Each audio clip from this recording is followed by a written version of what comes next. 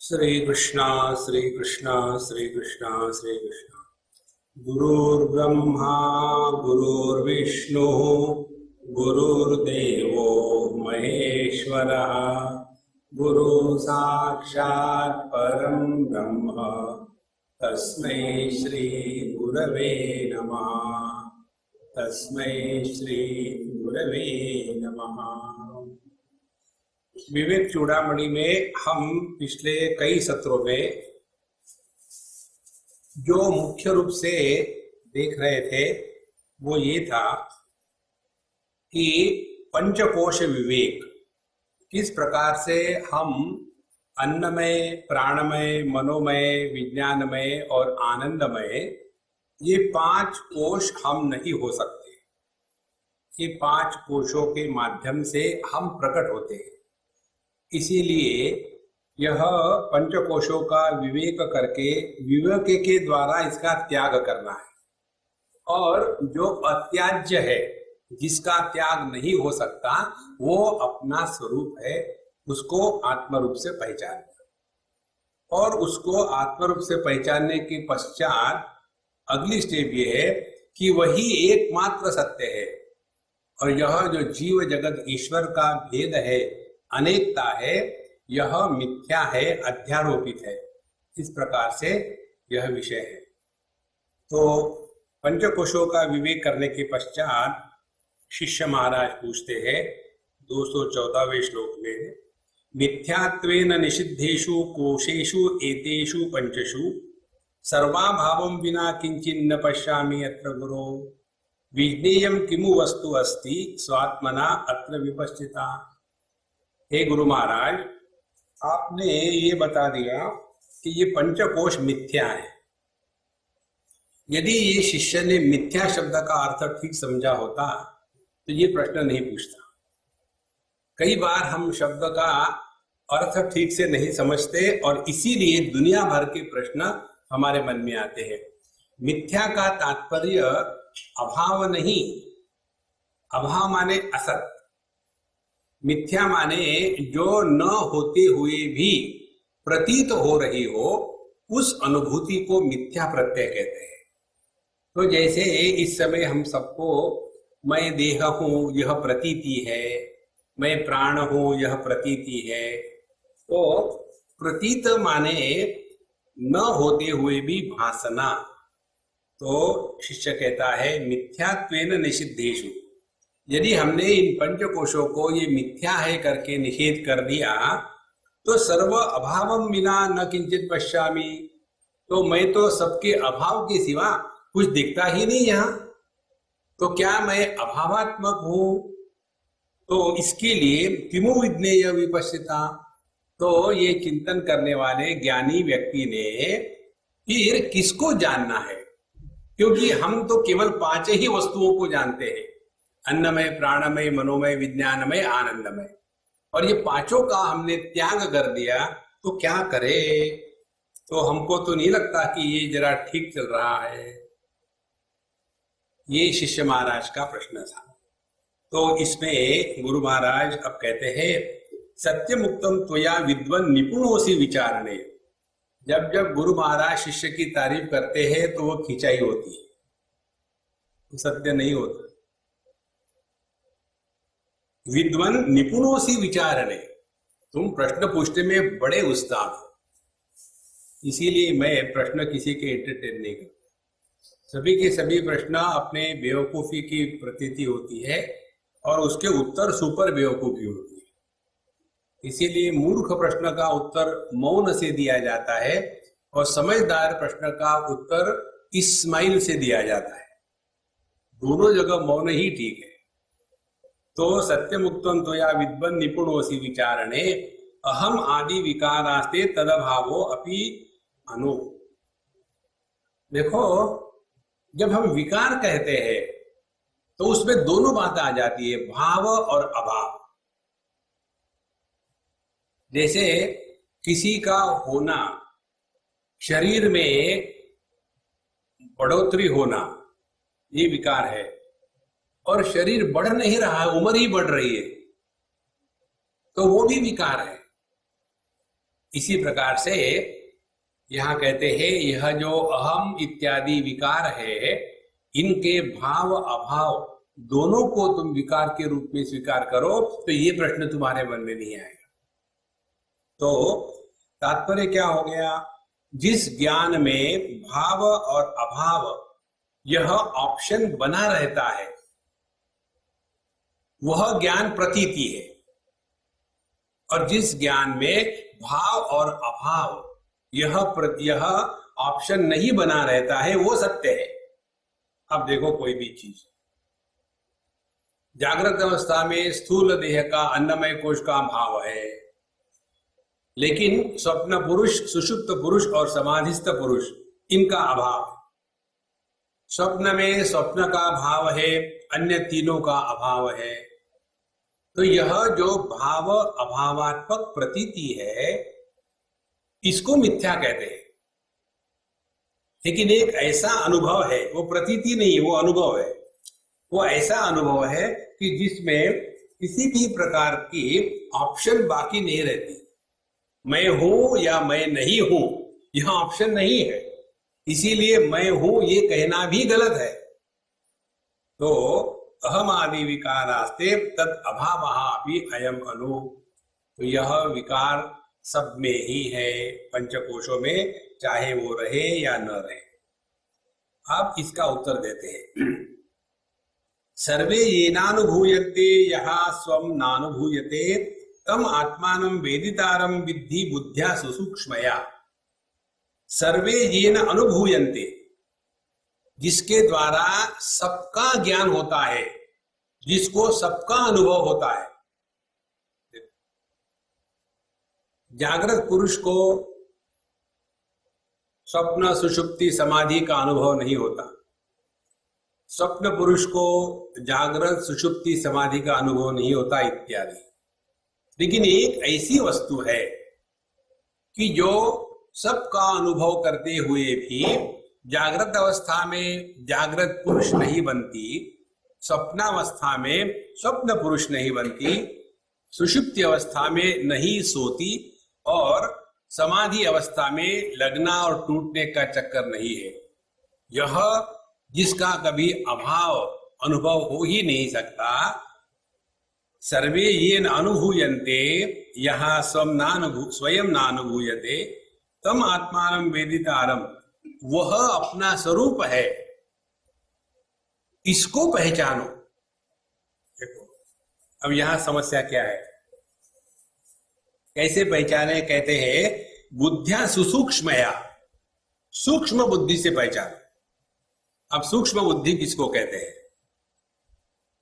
क्योंकि आपने कहा मन बुद्धि के व्यापार से जो प्रतीति होती है वह मिथ्या है, और अब आप कह रहे हो कि उसी बुद्धि से, सूक्ष्म बुद्धि से उसको पहचानो।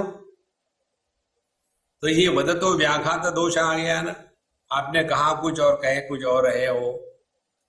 इसीलिए ये सूक्ष्म बुद्धि को समझना चाहिए।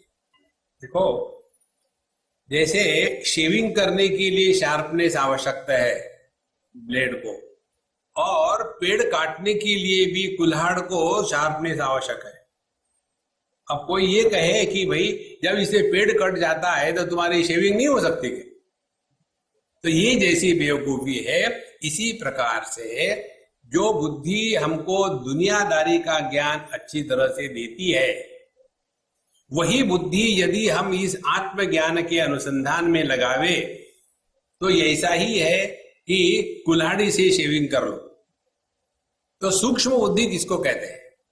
देखो सूक्ष्म बुद्धि उसको कहते हैं कि जो प्रतीत हो रहा है उसको प्रतीति समझ करके अनुभव होते हुए भी उसको तिरस्कार करने की जो क्षमता है उसको कहते हैं सूक्ष्म बुद्धि। जैसे हम लोगों ने सूर्योदय सूर्यास्त देखा और देखने के पश्चात पढ़ने से पता चला सूर्य का उदय अस्त नहीं होता। यह तो पृथ्वी की गति है जो सूर्य पर अध्यारोपित हो रही है। ये एक बार समझ लिया, और यदि ये प्रश्न पूछा तो यदि हमने समझने के बाद भी हमको क्यों सूर्योदय सूर्यास्त दिखता है, तो हमारी बुद्धि स्थूल है। फिर सूक्ष्म बुद्धि क्या हो गई? हालांकि हम सूर्योदय सूर्यास्त देख रहे हैं, लेकिन देखते हुए भी उसको सत्य के रूप में स्वीकार नहीं कर रहे हैं। ये हो गई सूक्ष्म बुद्धि। क्योंकि जब तक हम पृथ्वी की उपाधि को धारण करके बैठे हैं, तब तक के पृथ्वी की गति सूर्य पर अध्यारोपित होगी और सूर्योदय सूर्यास्त बना रहेगा। इसी प्रकार से सूक्ष्म बुद्धि का तात्पर्य यही है, तम आत्मानम वेदितारम विद्धि बुद्धिया सुसूक्ष्मया। अब सूक्ष्म बुद्धि क्या हो गई? देखो, एक ही आदमी 3 उपाधियां लेकर के 3 बन गया। माने वो पुत्र बना, पति बना और पिता बना। एक आदमी 3 में हो गया। अब ये 3 में होने के पश्चात पुत्र के जो कष्ट है वो पति को पता नहीं, पति की जो समस्या है वो पिता को पता नहीं, पिता की जो समस्या है वो पति को पता नहीं। अब ये तीनों कहां है? एक ही आदमी 3 रूप से प्रकट हो रहा है। तो ये 3 प्रकार की जो प्रतीति है, इन 3 प्रतीतियों के परे जाने के लिए करना क्या पड़ेगा? तीनों ही समय में जो उपलब्ध है, माने जो पिता की उपाधि को धारण करके पुत्र बना है, वह पिता की उपाधि से प्रभावित न होवे, पत्नी की उपाधि से प्रभावित न होवे, पुत्र की उपाधि से प्रभावित न होवे, ऐसा रहना यही आध्यात्मिक साधना है। ऐसे नहीं है कि हमने भगवान का नाम लिया तो हमारी पत्नी हमारी बात क्यों नहीं सुनती। ये कोई लॉजिक हो गया? देखो, इसीलिए तम आत्मानम वेदितारम विद्धि बुद्धिया सुसूक्ष्मया। तो सूक्ष्म बुद्धि से माने जो जिसको कहते हैं ऋतंभरा प्रज्ञा योग शास्त्र में, या इंट्यूटिव विजन। यह जो इंट्यूटिव विजन है, इससे हमको कार्य कारण के परे जाकर का जो ज्ञान है उसको हम सत्य के रूप में स्वीकार करते हैं। तत्साक्षिकम भवेत् तद्दद् यद्यद् येनानुभूयते कस्याप्यननुभूयार्थे साक्षित्वम नोपयुज्यते।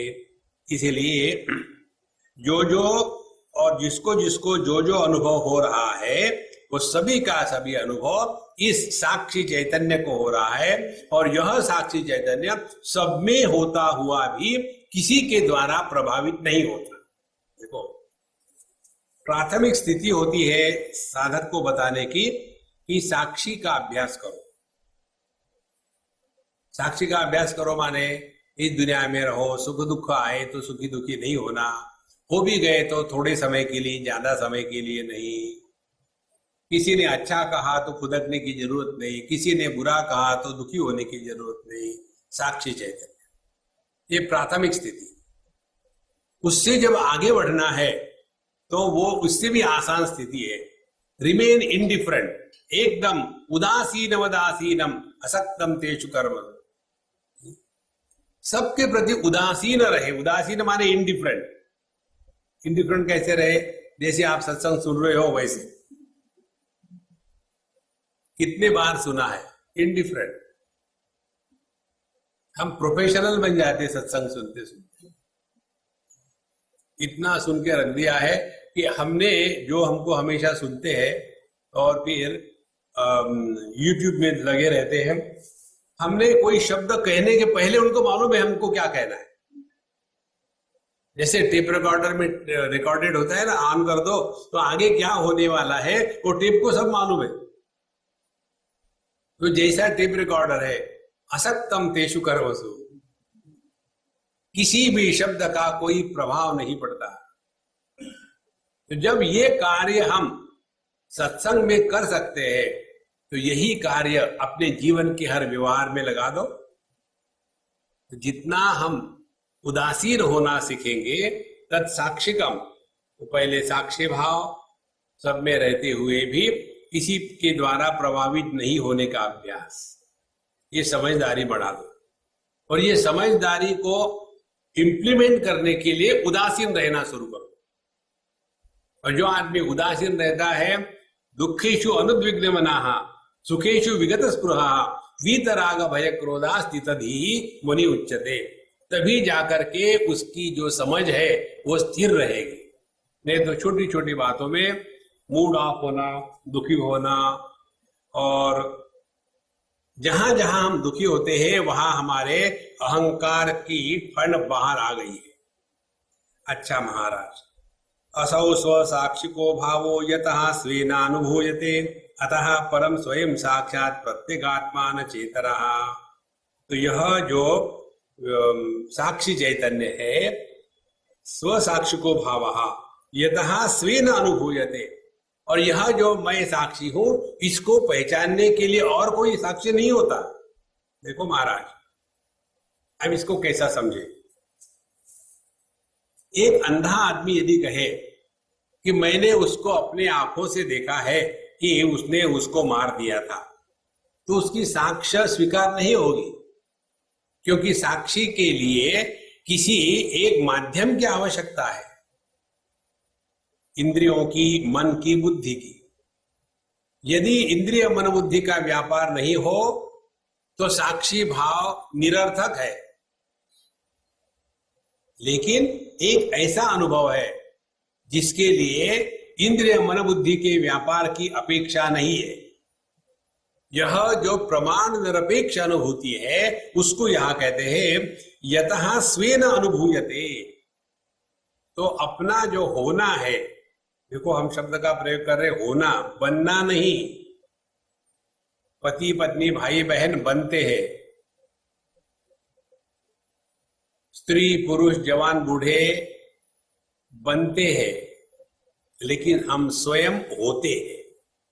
तो यह जो होना है यह स्वेन अनुभूयते, इसको पहचानने के लिए अपना जो होना है इसके लिए किसी भी प्रमाण की अपेक्षा नहीं होती। इसीलिए ध्यान का एक अभ्यास यह है, जिस अनुभूति में प्रमाण की अपेक्षा नहीं है वह प्रमाण निरपेक्ष सत्ता अपना स्वरूप है। अब देखो, इंद्रियों का त्याग कर दिया तो 5 विषय समाप्त हो गए। मन का त्याग कर दिया तो भूत भविष्य समाप्त हो गए।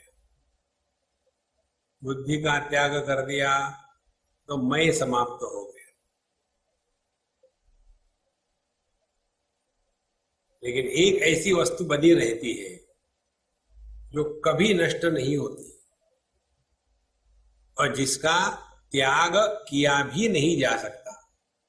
ये जो अहेय अनुपादेय है, अहेय माने जिसका त्याग नहीं हो सकता, और अनुपादेय माने जिसकी प्राप्ति भी नहीं हो सकती। आदमी तो पति बन सकता है, लेकिन पति आदमी कभी नहीं बन सकता। कारण पति तो आदमी ही है ना, उसको बनने की क्या जरूरत है। देखो, तो आदमी है, पति बना। अब ये पति जो दुखी है इसको अपने आदमी स्वरूप को पहचानने के लिए कौन सी साधना करनी पड़ेगी और कितना समय लगेगा। उतना ही समय और साधना हमको अपने स्वरूप में वापस लौट के आने के लिए लगता है।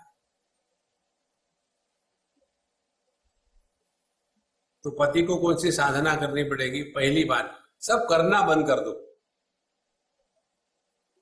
और दूसरी बात, बनना बंद कर दो, पति मत बनो, फिर पति बनने का नाटक करो।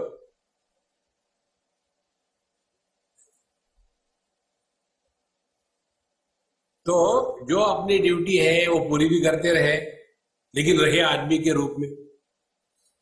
जैसे नाटक करने वाला जो एक कैरेक्टर होता है वो स्टेज पर तो छत्रपति शिवाजी बनेगा, लेकिन वो समय भी वो जानता है कि वो ऑर्डिनरी पति भी नहीं है। देखो मारा।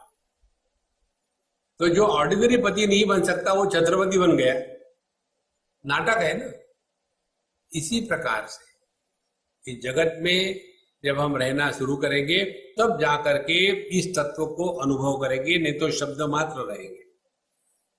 अतः प्रेम स्वयं साक्षात प्रत्यगात्मा न चेतरहा, इसीलिए यही परम सत्य है, यही अपना स्वरूप है, न इतरहा, इससे अन्य कोई आत्मा नाम की वस्तु नहीं है। एक सबसे बड़ा दोष सभी साधकों के जीवन में आता है और वो ये है कि हम परमात्मा को अन्य रूप से स्वीकार करना चाहते हैं। भगवान का दर्शन कैसा होगा? एक अभी मुझे लड़की मिली थी, लेडी मिली थी वहां इंग्लैंड में, कहती है कि स्वामी जी मैं भगवान के राम की भगत हूँ, मुझे भगवान के दर्शन कब होंगे? हमने कहा कल्पना करो मैं भगवान राम हूं, कर ले दर्शन, इसके बाद क्या करोगी? देखो,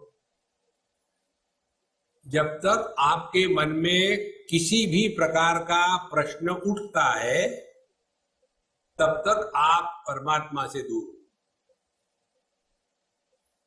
जिसके बारे में एक भी प्रश्न कभी भी हमारे जीवन में प्रकट नहीं हुआ, वह प्रश्न संदेह रहित अनुभूति परमात्मा है। और ये केवल अपना होने का भाव जो है, अपना होने का जो अनुभव है, होने का अनुभव ये भी गलत शब्द है, होना और अनुभव ये दो नहीं है। इसीलिए जागृत स्वप्न सुषुप्ति स्फुटतरम योऽसौ समुजृम्भते प्रत्यग रूपतया सदा अहम अहमित्यंत स्फुरन्नैकधा नानाकार विकार भाग्यनीमान पश्यन्न हम धीमुखान नित्यानंद चिदात्मना स्फुरतितम विद्धि स्वमेतम हृदि। भगवान शंकराचार्य का जो लिखान है उसमें इतना सुंदर भाव बन जाता है, पढ़ते पढ़ते ही सब क्लियर हो जाता है। और बाकी भी लोगों ने लिखा है, लेकिन उसमें क्लिष्टता है, सहजता नहीं। जागृत स्वप्न सुषुप्तिषु, जागृत स्वप्न सुषुप्ति में जो प्रत्येक रूपतया, जागृत अवस्था में जागृत पुरुष हो, स्वप्नावस्था में स्वप्न पुरुष हो, सुषुप्ति में प्राज्ञ हो, समाधि में समाधि करने वाला हो, इस रूप से जो प्रकट हो रहा है, देखो बल्ब में जो प्रकाश के रूप में, माइक में एम्प्लीफिकेशन के रूप में, उसके बाद फैन में गति के रूप में, फ्रिज में ठंडक के रूप में जो प्रकट हो रही है वो बिजली है। आप देखो, स्थूल देह के साथ तादात्म्य होकर के जागृत अवस्था में जो जागृत पुरुष के रूप में प्रकट हो रहा है, स्वप्नावस्था में मन के विकारों के साथ तादात्म्य करके जो स्वप्न पुरुष के रूप में प्रकट हो रहा है इत्यादि, वह अपना स्वरूप है। देखो, और हर जगह ये अहम अहम रूपतया, जागृत में मैं जागृत पुरुष हूं, स्वप्न में मैं स्वप्न पुरुष हूं, सुषुप्ति में मैं सोने वाला हूं, समाधि में मैं मेडिटेशन में हूं, तो हर जगह ये मैं के रूप में प्रकट हो रहा है। लेकिन ये ऐसा मैं है कि जो कभी प्रकट भी नहीं होता, जिसका कभी अभाव भी नहीं होता। इसीलिए प्रत्येक रूपतया सदा अहम अहम इति अत्यंत स्फुरन्नेकधा, तो एक ही मैं उपाधियों के कारण अनेक रूप से प्रकट हो रहा है। जैसे मैं आदमी पिता की उपाधि से मैं पुत्र बना, पत्नी की उपाधि से मैं पति बना, पुत्र की उपाधि से मैं पिता बना, तो यह जो मैं आदमी है, यही एक मैं अनेक रूप से प्रकट हो रहा है। देखो, ये जो तुर्य तुर्य कहते हैं ना, ये यही गड़बड़ी लोगों को समझ में आने की। जब हम कहेंगे जागृत स्वप्न सुषुप्ति तीन, आत्मा क्या है? तुर्य चौथा। संस्कृत भाषा व्याकरण से पढ़ने से वेदांत का ज्ञान नहीं होता। देखो, क्योंकि हमने पहले 3 गिने हैं, जागृत स्वप्न सुषुप्ति 3, आत्मा क्या है? चौथा। तो तुरीय का शब्द व्याकरण के अनुसार चौथा है, लेकिन वेदांत के अनुसार एकमेवा द्वितीय है, चौथा नहीं। जैसे पुत्र, पति, पिता 3, आदमी क्या है? चौथा है क्या? आदमी पर ही ये 3 उपाधियों के कारण 3 मैं अध्यारोपित किए गए, और ये जो अध्यारोपित व्यक्तित्व है, जो है ही नहीं, वो दुखी हो रहा है। केवल इतनी ही समझ ठीक करनी है, और इससे ज्यादा और कोई साधना नहीं। देखो संतो, तो प्रत्येक रूप दया सदा अहम अहम इत्यंते स्फुरन एक अनेकदा, तो नाना काल विपार भागिन इमान पश्यन अहंधी मुखान। तो जो इन सब के विकार भाव इत्यादियों को प्रकाशित करता है, अहंधी मुखान, मैं से लेकर के नित्यानंद चिदात्मना स्फुरतितम विद्धि स्वमेतम हृदि। तो जो स्वयं नित्य आनंद स्वरूप है, आनंद का तात्पर्य अन्य के अभाव को आनंद कहते हैं। जिस अनुभूति में अन्य है वो दुख है, जिसको हम चाहते हैं लेकिन हमसे अन्य है, वो चला गया तो दुख होता है, जिसको हम चाहते नहीं वो आ गया तो दुख होता है। तो जिस अनुभूति में अन्य नहीं है, अन्य के अभाव के अनुभूति को आनंद कहते हैं। तो ये जो कहते हैं सत्यम ज्ञानम अनंतम ब्रह्म, तो अनंत माने आनंद, और ये आनंद अनंत स्वरूप है, ये कभी मिटता नहीं। बाकी के जो आनंद है वो आते जाते हैं। तो नित्यानंद चिदात्मना स्फुरतितम विद्धि स्वमेतम, ये अपना स्वरूप है, अपने हृदय में पहचानो। घटोदके बिंबितमर्क बिंबम आलोक्य मूढ़ो रविरेव मन्यते तदा तथा चिदाभासमुपाधि संस्थम भ्रांत्याह मित्येव जडोभिमन्यते। अभी उदाहरण देते हैं। जिस प्रकार से किसी घट में पानी हो, उसमें सूर्य का प्रतिबिंब पड़ा हो, तो जो मूर्ख होते हैं वो प्रतिबिंब को ही सूर्य कहते हैं। इसी प्रकार से जो देह के बकेट में अंतःकरण रूपी पानी में परमात्मा का चिदाभास रूपी जो प्रतिबिंब है, उसके कारण जो मैं की प्रतीति उत्पन्न होती है, उसी को मैं सत्य मानने लग जाता हूं। यही मूर्खता की पराकाष्ठा है। तथा चिदाभास उपाधि संस्थम भ्रांत्या अहमिति एवं मन्यते जड़ः अभिमन्यते। जड़ माने बेवकूफ। यह अज्ञानी शब्द का प्रभाव नहीं पड़ता। किसी को कहो तुम अज्ञानी हो, ठीक है, मालूम है तुम कौन से ज्ञानी हो। किसी को तुम बेवकूफ हो तो एकदम मारने दौड़ेंगे, क्यों? बेवकूफ में जोश है। तो घटोदके बिंबितमर्क बिंब, देखो घट, उसमें पानी और उसमें प्रतिबिंब। उसी प्रकार से देह, अंतःकरण, उसमें परमात्मा का चिदाभास रूपी प्रतिबिंब। ये तीनों को सत्य माने, या जिसका प्रतिबिंब पड़ रहा है उसको सत्य माने। देखो कितना फर्क पड़ता है। इसी प्रकार से आदमी पत्नी का पानी, उसमें पड़ा हुआ आदमी का प्रतिबिंब, उसको कहते हैं पति। अब पानी हिला तो प्रतिबिंब हिला, पत्नी दुखी हो गई तो आदमी दुखी हो गया। लेकिन जब पानी हिलता है तो क्या प्रतिबिंब हिलता है? हिलता इसीलिए नहीं कि होता ही नहीं, प्रतिबिंब प्रतीति मात्र है। इसी प्रकार से जब पत्नी दुखी होती है तो आदमी दुखी नहीं, पति दुखी नहीं होता, तो दिखाता है, देखो महाराज।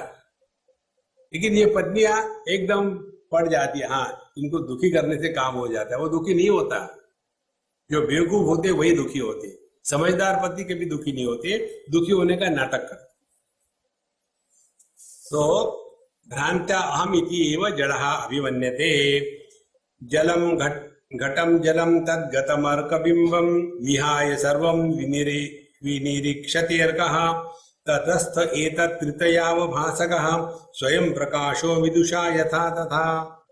विदुषा समझदारी व्यक्ति के द्वारा जैसे घट, उसमें पानी और पानी में जो प्रतिबिंब है, इन सब को त्याग करके सूर्य को देख सकते हैं, इसी प्रकार से यह देह रूपी घट, उसमें अंतःकरण रूपी पानी और उसमें पड़ा हुआ परमात्मा का प्रतिबिंब चिदाभास, इन तीनों को विहाय, इन तीनों का त्याग करके जिसका प्रतिबिंब पड़ रहा है वहां अपने आप को लगा देना, उसी को कहते हैं आध्यात्मिक साधना।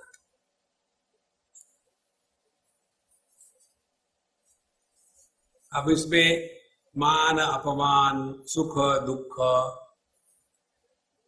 कोई हमको चाहता है कोई नहीं चाहता है, ये सब KG1 KG2 की बात है, इससे कोई मतलब नहीं। ये पूरा लाइफ इसी में चला जाता है। एक सिद्धांत आपको बताए, जो व्यक्ति किसी भी अन्य के कारण दुखी होता है वो बेवकूफ होता है। हमको किसी भी अन्य के कारण दुखी नहीं होना है, बी वेरी क्लियर। फिर क्या करें, अन्य को दुखी करो, नेवर माइंड, ये स्वयं दुखी मत होना, मेरे पर एक्सपेरिमेंट मत करना। सो घटम जलम तद्गतमिर अर्कबिंबम विहाय सर्वम निरीक्षते कहा तटस्थ एतत्रिय अवभासक। तटस्थ माने जैसे नदी के तट पर आप खड़े हो और पानी में आपका प्रतिबिंब है, तो पानी में प्रतिबिंब एकदम शीर्षासन करता हुआ दिखेगा उल्टा, और पानी हिल रहा तो वो भी हिलेगा, तो देखने के बाद उसका आनंद लो ना। लेकिन अपने को प्रतिबिंब मान करके रखना ये मूर्खता है। इसी प्रकार से इस जगत में जो जो हमारी उपाधियां है, उन उपाधियों के जो गुणधर्म है, जो कर्तव्य कर्म है, उनको करते रहो, लेकिन अपने स्वरूप में बैठे रहो। यही सब कुछ आध्यात्मिक साधना है महाराज। ध्येयं धियं चित् प्रतिबिंबमेतं विसृज्य बुद्धौ निहितं गुहायां द्रष्टारमात्मानमखंड बोधं सर्व प्रकाशम सदसद्विलक्षणम। देहम अपना देह, धियम बुद्धि, चित प्रतिबिंब और उसमें पड़ा हुआ चैतन्य का चिदाभास रूपी प्रतिबिंब, एतम विसृज्य, इन सब का त्याग करके बुद्धौ निहितम गुहायाम द्रष्टारम, और इसके पश्चात बुद्धि के गुहा में रहने वाले दृष्टा को, अब ध्यान से सुनना, जगत में जो भी अच्छा बुरा अनुभव आता है तो उसमें एक अनुभवकर्ता निर्माण हो गया। दुख आया, दुख के साथ तादात्म्य किया तो दुखी पैदा हो गया। सुख आया, सुख के साथ तादात्म्य किया तो सुखी पैदा हुआ। अब साधना क्या होगी? दुख आया, दुख को प्रकाशित किया, तादात्म्य नहीं किया, इसीलिए दुखी पैदा नहीं हुआ। सुख आया, सुख को प्रकाशित किया, लेकिन सुख के साथ तादात्म्य नहीं किया तो सुखी पैदा नहीं हुआ। केवल इतनी ही साधना है कि इस तादात्म्य के अभ्यास को त्याग देना है। तादात्म्य का अभ्यास कैसे कैसे तादात्म्य होता है? कई बार ये जो टैक्सी वाले होते हैं ना, उनको पता है कि जब वो बैरियर ऊपर उठता है तो उसके नीचे से टैक्सी आराम से चली जाती है और हम लोग बैठे रहते हैं अंदर में, देखते हैं अरे भाई नीचे बोले कुछ नहीं ठीक होगा, और जब टैक्सी उस बैरियर के नीचे से जाती है तो हम भी ऐसे डूब लेते हैं। तो तादात्म्य हो गए, ये लग जाएगा। दूसरा तादात्म्य का उदाहरण, जब फुटबॉल मैच में पेनल्टी कॉर्नर मारने वाला फुटबॉल को सामने रख करके दौड़ के आता है तो सब लोग अपनी टांग झाड़ते, तादात्म्य हो गए, और अगले को लग जाती है। ओ सॉरी, देखो यह जो तादात्म्य का रोग है, इसी से अपने आप को बचाना।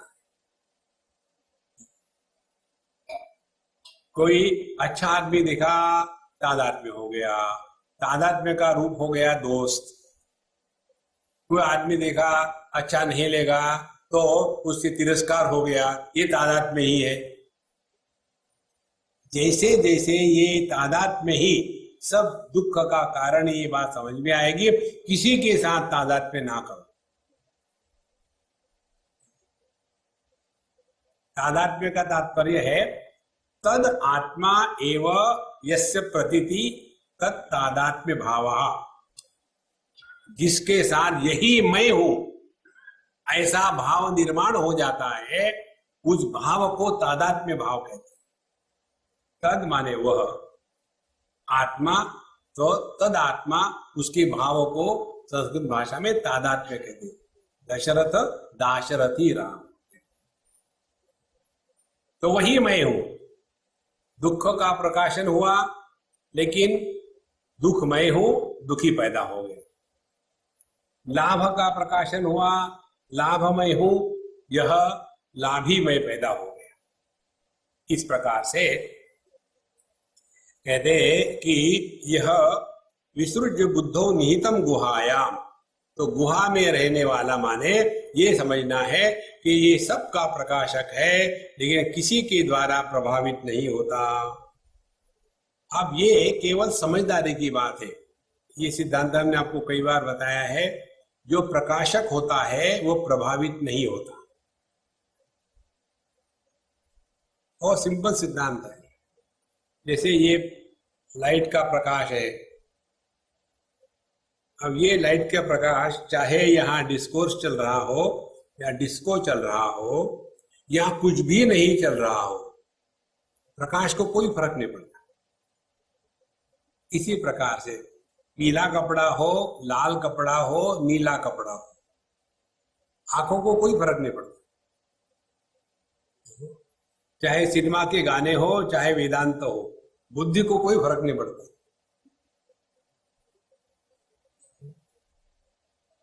कितनी सरल बात है। जिस पर किसी भी प्रकार के संस्कार निर्माण नहीं होते, वह परमात्मा है।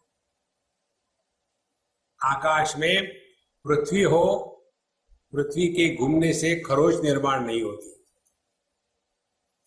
पानी के कारण गिलाहट निर्माण नहीं होती। अग्नि के कारण जलता नहीं आकाश, और वायु के कारण सूखता नहीं आकाश। इसी प्रकार से जो सबका आधार है, आकाश शब्द का अर्थ है दोनों प्रकार से आता है। आकाश माने आधार, आकाश माने प्रकाशक। काश धातु से ही बने हैं दो शब्द, प्रकाश और आकाश। आकाश जो सबको आधार देता है, प्रकाश जो सबको प्रकाशित करता है। आकार जो है वो रूप को निर्माण करता है, और आकाश जो है वो शब्द को निर्माण करता है। शब्द प्रकाशक है और आकार रूप है। तो यह जो रूप को प्रकाशित करने वाला शब्द है, ये दोनों रूप और शब्द दोनों आकाश के ही गुणधर्म है। तस्मात् आत्मनः आकाश संभूतः। इसीलिए एक साधना यही है कि या तो निराकार को अपने बुद्धि का विषय बनाओ, या तो निशब्द को अपने बुद्धि का विषय बनाओ। जहां हमने निराकार को बुद्धि का विषय बनाया, यह मन या बुद्धि डिसॉल्व हो जाएगी। या निशब्द को, साइलेंस को, शांति को मन का विषय बनाओ तो मन शांत हो जाएगा, चैतन्य में लीन हो जाएगा, क्योंकि मन नाम रूप के सिवा जिंदा नहीं रह सकता और नाम रूप ही जगत है।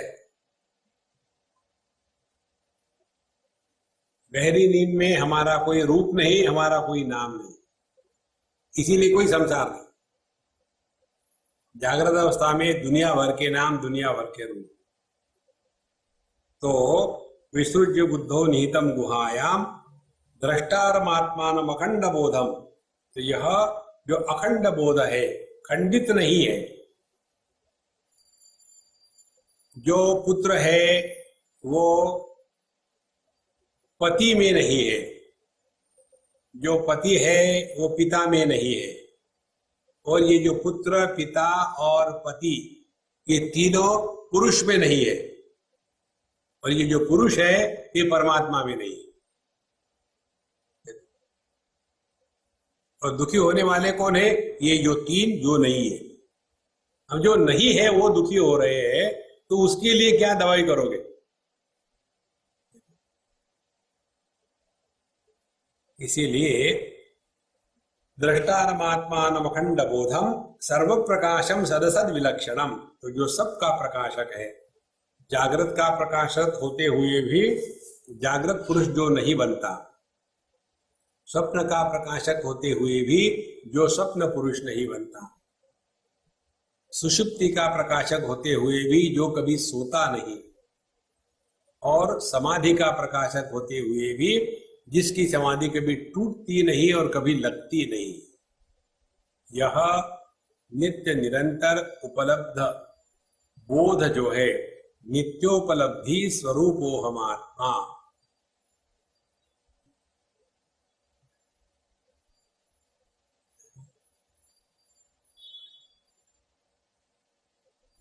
बहुत सरल है, कोई कठिन नहीं। जितनी हमारी प्रयत्न करने की आदत है वो उतनी कम हो जाए। प्रयत्न दो कारणों से होते हैं। एक कारण ये है कि हम कुछ ना कुछ प्रूव करना चाहते हैं। Don't try to prove anything to anybody in this world. जितना ज्यादा प्रूव करने का ट्राई करो उतना ज्यादा खड्डे में जाओगे। ये जो गुडी गुडी ब्रांड लोग होते हैं, ये बहुत ज्यादा प्रूव करने का प्रयत्न करते हैं। I am get up early in the morning 4 o'clock and then again I go to sleep. I don't eat non-vegetarian in our house. Then whenever I have to eat, I go to the hotel. ये जो गुडी गुडी brand लोग होते हैं ना, dangerous होते हैं। They want to prove something holier than thou. Be yourself.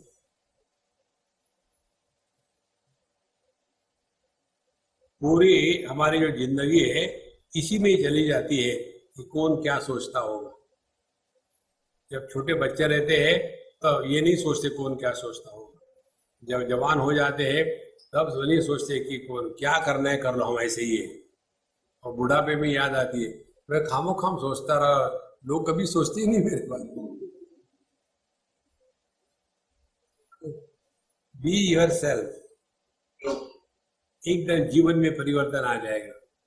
तो सर्व प्रकाशम सदसद विलक्षणम, जो सत और असत से विलक्षण है। माने ध्यान से सुनना, एक एक शब्द जो है ना यहाँ का एकदम ध्यान की प्रक्रिया है। ये सब सत माने होना, असत माने नहीं होना, विलक्षण माने इसके परे, जो होना नहीं होना के परे है।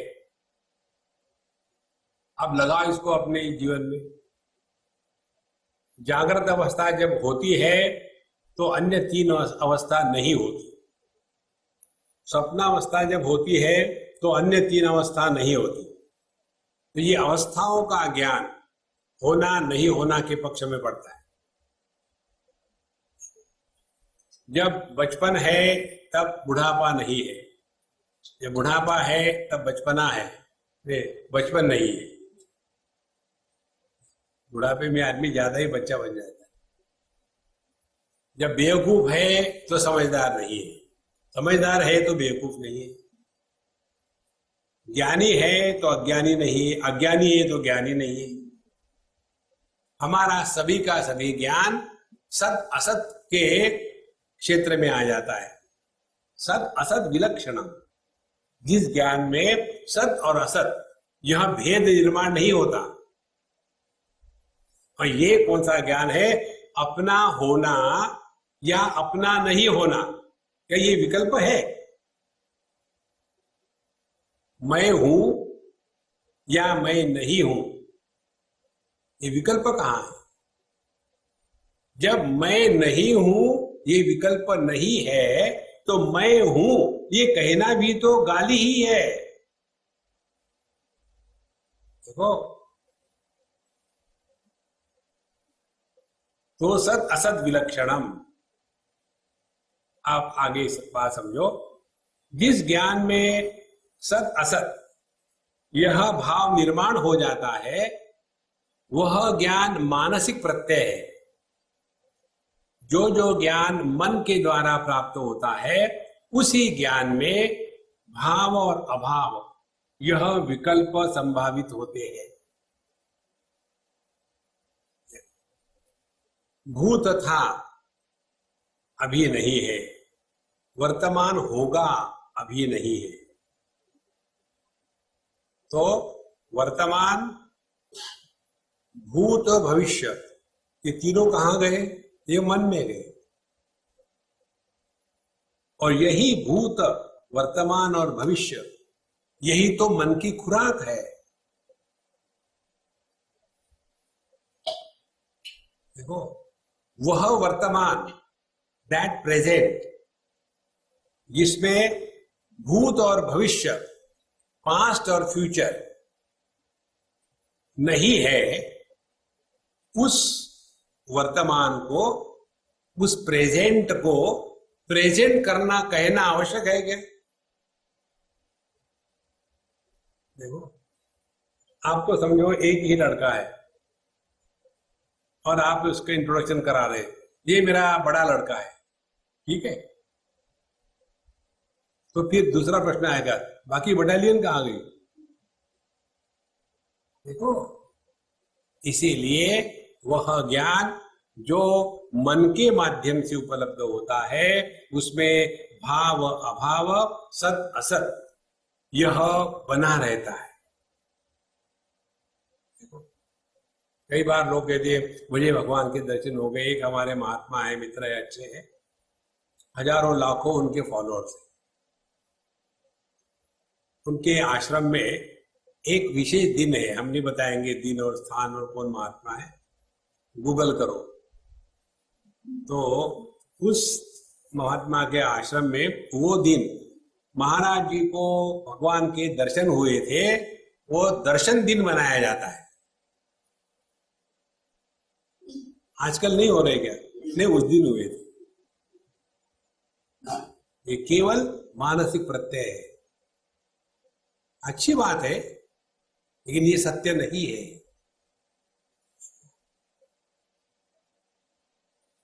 मृत्यु और जीवन में यही फर्क है। मृत्यु सत्य है, उसको हम स्वीकार नहीं करते। जीवन मिथ्या है, उसको पकड़ के रखते। देखो, सद असद विलक्षणम, यही अपना प्रत्येक बोध है, यही अपना स्वरूप है। नित्यम विभुम सर्वगतम सुसूक्ष्मम अंतर्बहिर्शून्यम अनन्यमात्मनः विज्ञाय सम्यक निज रूपमेतत् पुंगान विपात्मा विरजो विमृत्यु। हमको अपने बारे में क्या समझ होनी चाहिए? कि निज रूप में एतत्, यह मेरा अपना स्वरूप है, ऐसे पकड़ के रखो। कौन सा? नित्यम। नित्य माने जिसके अभाव की अनुभूति नहीं हो सकती, वो नित्य। विभुम, विभुम माने विविधम भवति, जो सब कुछ बना है। देखो, जैसे एक ही आदमी सब कुछ बना है।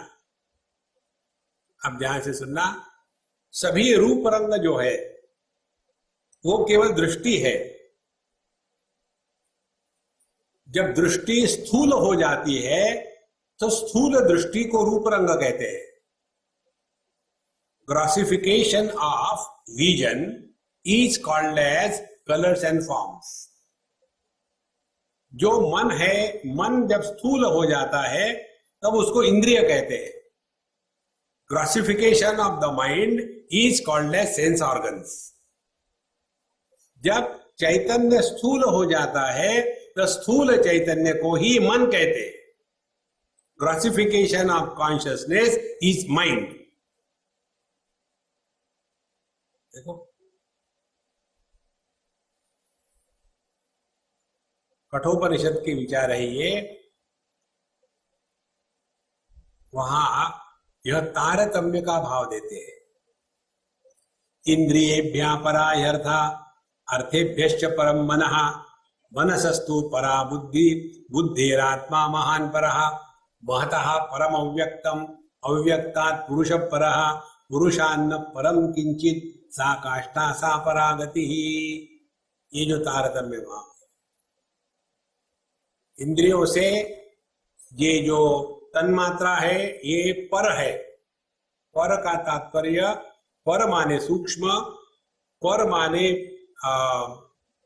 कारणात्मक, और पर माने अत्यंत नजदीक, करीबी। तीन अर्थ है। तो इंद्रियों से पर है तन्मात्रा, तन्मात्राओं से इंद्रिय बने, तन्मात्राओं से पर है मन, मन से ही तन्मात्र पैदा हुए, मन से परे है बुद्धि, बुद्धि से ही मन पैदा हुआ, और वैयक्तिक बुद्धि से समष्टि बुद्धि महत तत्व परे है, और महत तत्व से प्रकृति परी है अव्यक्त, और अव्यक्त से पुरुष परा है। पुरुषान्न परम किंचित। तो परमात्मा, उसकी अनंत शक्ति को कहते हैं चैतन्य, और यह चैतन्य में ही जब परिवर्तन हो रहा है, परमात्मा में नहीं होता। देखो, ये सब चैतन्य की प्रकृति की अभिव्यक्ति है। तो जैसे जैसे ये बात समझ में होगी, ये साधना माने स्थूलता से हट करके सूक्ष्म की ओर अग्रसर होना। विषय स्थूल है, इंद्रियों में आ गए। यच्छेद वांग मनसी प्राज्ञ तद्यच्छेद ज्ञान आत्मनि, ज्ञान आत्मनि महती नियच्छेद तद्यच्छेद शांति आत्मनि। इंद्रियों से हटा करके मन में आ गए, मन से हटा के बुद्धि में आ गए, और बुद्धि को परमात्मा में लीन कर दिया।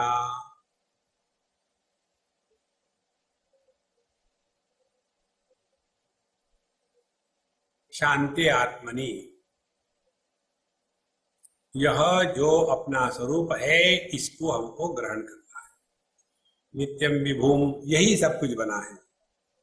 सर्वगतम, यही सब में व्याप्त है। ये हमको नहीं समझने का एक कारण ये है,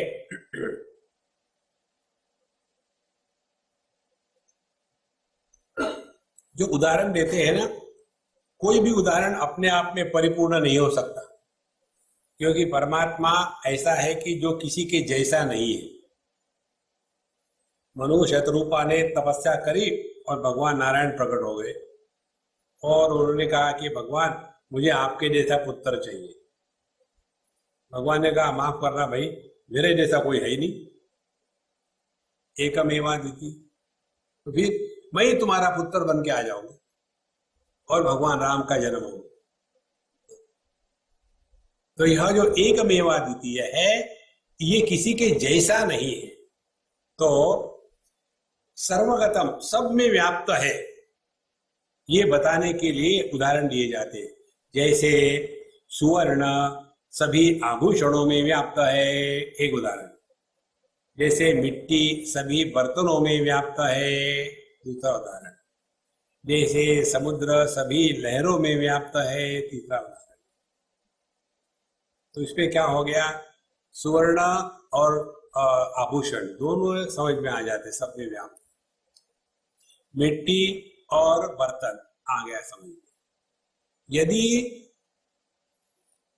आभूषण से स्वर्ण को हटा दो तो स्वर्ण नहीं रहेगा, आ गया समझ।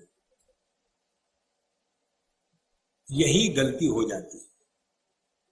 सब में व्याप्त है माने आदमी पुत्र में व्याप्त है, आदमी पति में व्याप्त है, आदमी पिता में व्याप्त है। तो ये पुत्र, पति और पिता, ये तीन व्यक्ति अलग है क्या कोई? ये है वेदांत का अप्रोच। देखो, उपादान कारण नहीं,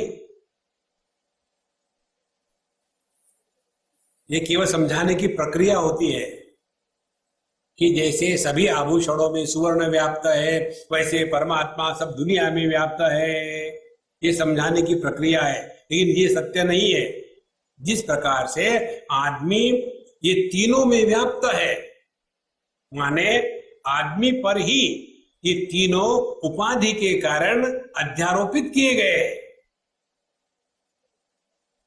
देखो, आदमी पर पति की पिता की उपाधि चढ़ा दी। देखो, जब यहां होते हैं ना लोग तो इंट्रोड्यूस करते, ये मेरा बड़ा लड़का है, ये छोटा लड़का है, ये मेरी लड़की है। और यही जब एनआरआई के अपने बच्चों के पास चले जाते हैं, इनका इंट्रोडक्शन डिफरेंट टाइप से होता है। No, he is my dad.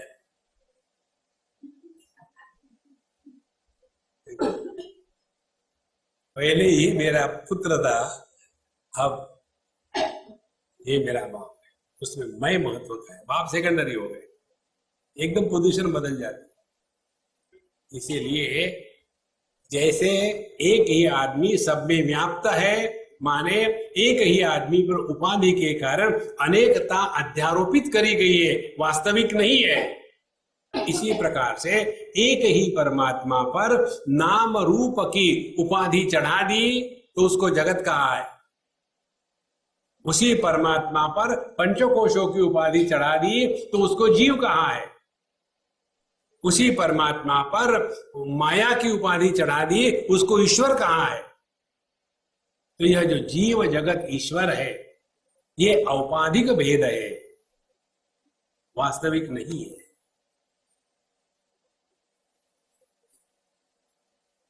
आभूषणों को आप सुवर्ण कहो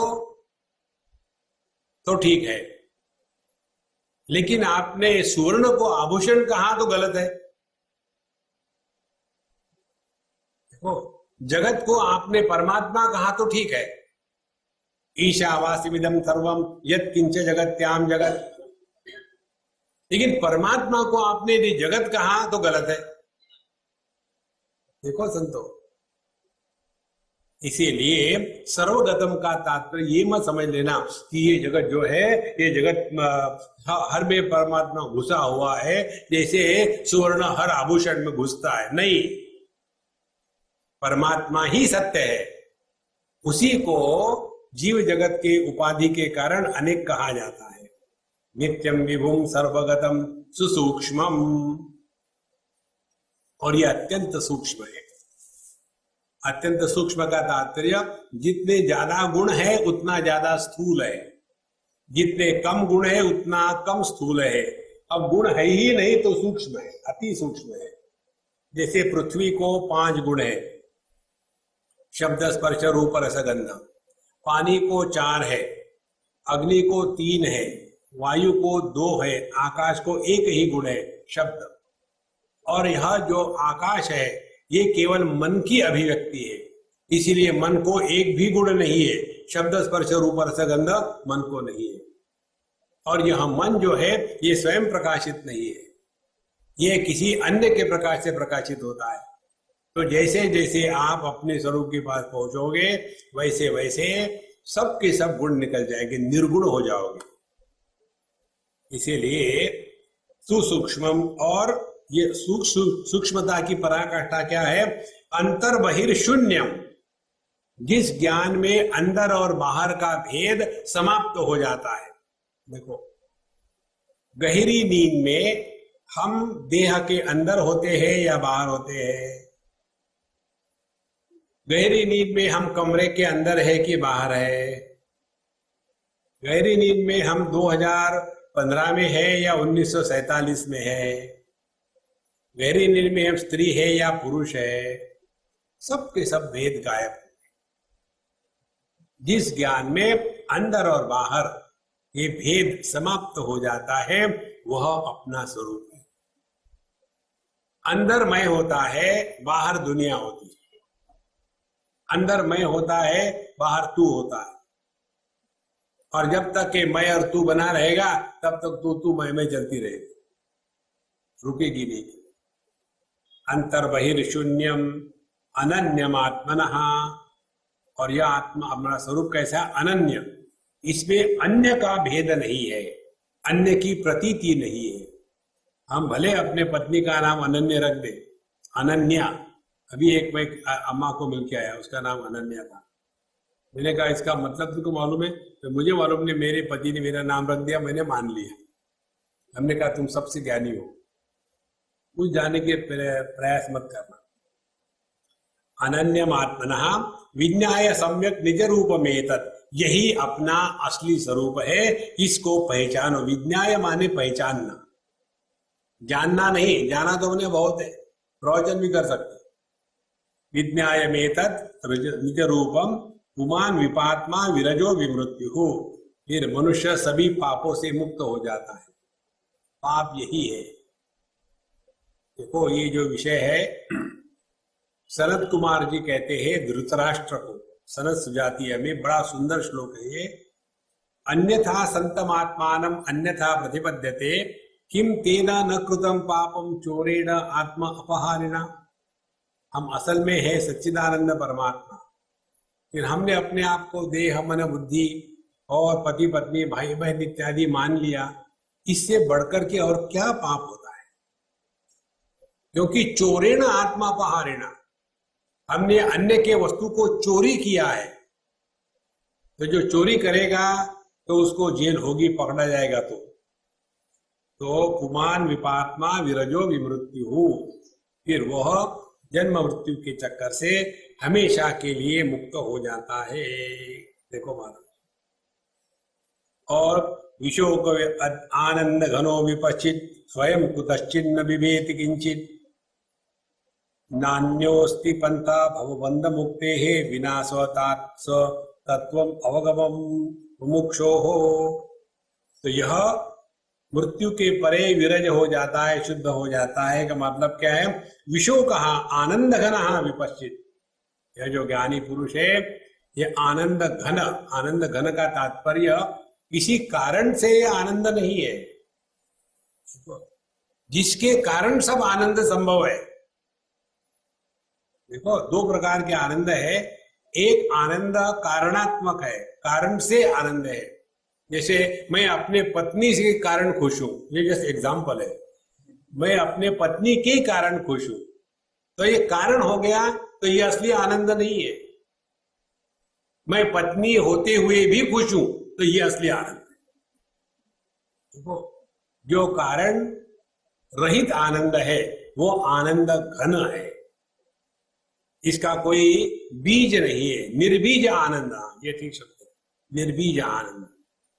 विशो कहा जिसमें किसी प्रकार का शोक नहीं है। स्वयं कुतश्चिन्न विवेति कश्चित, यह कभी भी किसी की कारण से डरता नहीं। 6 कारणों से व्यक्ति में भय निर्माण होता है। स्थूल देह को लेकर के बुढ़ापा और मृत्यु का भय, प्राणमय कोश को लेकर के अशना पिपासे और प्यास और भूख का भय, और मन को लेकर के शोक और मोह का भय। ये 6 उर्मियां हमको जीवन में दुखी बनाती है। इसीलिए स्वयं कुतश्चिन्न बिभेति कश्चित् नान्योस्ति पंथा भवबंध मुक्ते है विना। इसके सिवा इस सापेक्षित जगत से मुक्त होने का दूसरा कोई उपाय नहीं।